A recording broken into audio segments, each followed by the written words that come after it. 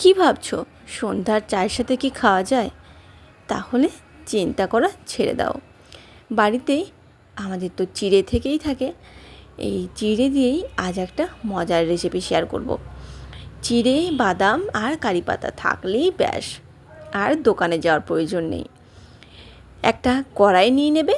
কড়াইয়ের মধ্যে বেশ কিছুটা পরিমাণ সর্ষের তেল দিয়ে দেবে। তেলটা তোমরা তোমাদের পছন্দ মতো দিতেই পারো, সেটা তোমরা সাদা তেল দিয়েও দিতে পারো।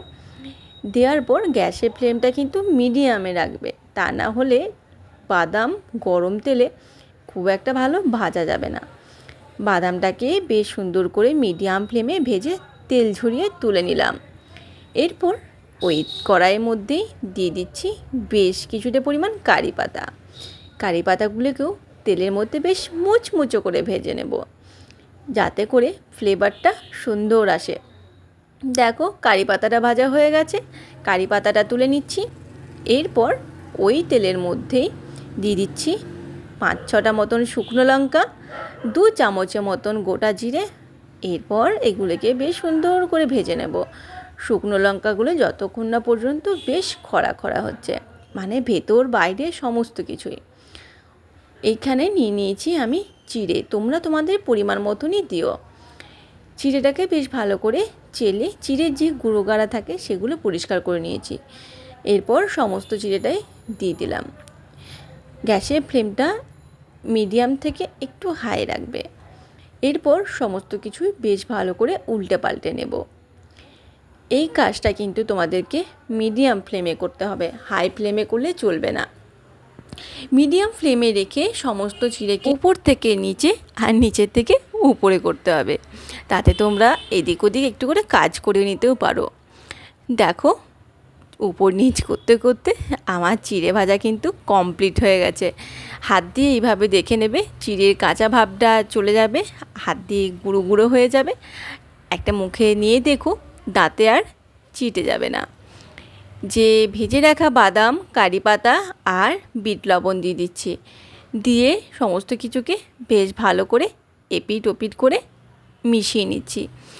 এইভাবে মিশিয়ে নিলে সমস্ত মানে চিড়ের মধ্যেই বাদাম আর কারি পাতাটা মেশানো হয়ে যাবে ভালো। প্রসেসটা বেশ ভালো না?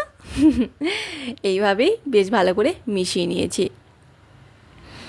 বিট লবণটা খুব বেশি দেওয়ার প্রয়োজন নেই, হালকা করে একটু দিলেই হবে। আর শুকনো লঙ্কার জন্য তো ঝালটা একটু একটু হবে। আমি আর একটা জিনিস করি, এই দেখো শুকনো লঙ্কাটাকে ফাটিয়ে ভেতরে বীজগুলোকে বের করে দিই, তাতে করে বীজগুলো যখন মুখে পড়ে এত সুন্দর লাগে না খেতে যে কি বলবো। তোমরা যদি না চাও তো না বের করতেও পারো, আমার শুকনো লঙ্কার গন্ধটা বেশ ভালো লাগে। তাই শুকনো লঙ্কাটাকে মাঝে মধ্যে যখন খাই তখন তো গুঁড়ো করেও নিই। খেতে ভালো লাগে তো কী করব বলো। জানি শুকনো লঙ্কা খাওয়া ভালো না, তবুও মন মানতে চায় না।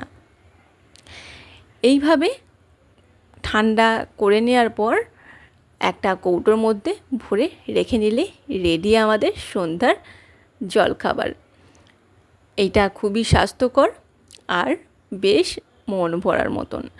যদি কোথাও ট্রেনে ঘুরতে যাচ্ছ তো তখনও কিন্তু তোমরা এটা বানিয়ে নিয়ে যেতে পারো। ট্রেনে বসে খেতে কিন্তু বেশ ভালো লাগে। আমার আজকের এই চিড়ে ভাজার রেসিপিটা কেমন লাগলো কমেন্ট করে জানিও। আর বাড়িতে একবার ট্রাই করে দেখো কেমন লাগে। দুধ চায়ের সাথে তো অসম্ভব সুন্দর লাগবে। বাচ্চা থেকে বড় সকলেই আশা করি খেতে খুব ভালোবাসবে। ভিডিওটা কেমন লাগলো কমেন্ট করে একটা জানিও। যদি ভালো লেগে থাকে তাহলে একটা লাইক করে আমার পাশে থেকো। আজ এই পর্যন্ত, দেখা হবে পরের রেসিপিতে। তোমরা সবাই ভালো থেকো, সুস্থ থেকো। টাটা।